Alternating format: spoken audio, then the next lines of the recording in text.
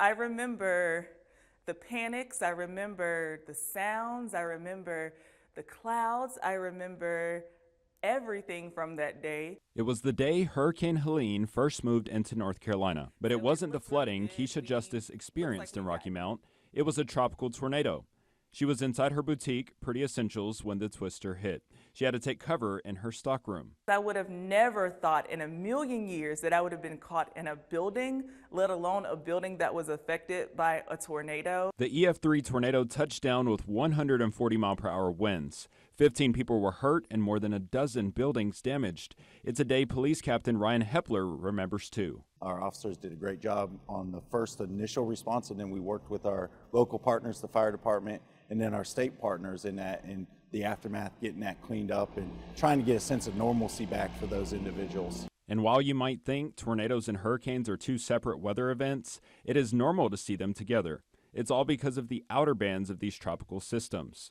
A combination of many factors, such as a hurricane's rotation, wind shear, and the interaction of the storm with surface friction after making landfall, make the right front quadrant experience stronger winds and greater instability, which can lead to tornado formation. And as we've seen in the last couple of years, these tornadic events can really spin up fast, really quickly.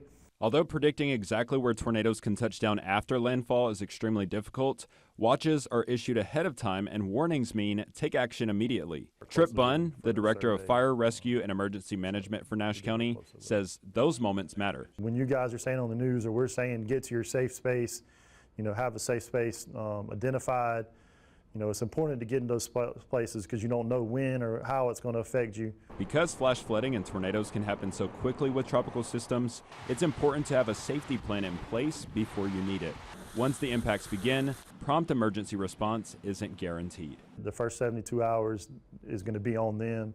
We'll have resources in place, but we have to prioritize who we get to and when we get to them. So the first 72 hours, just be prepared, have an emergency kit ready for their family, and be prepared for power outages.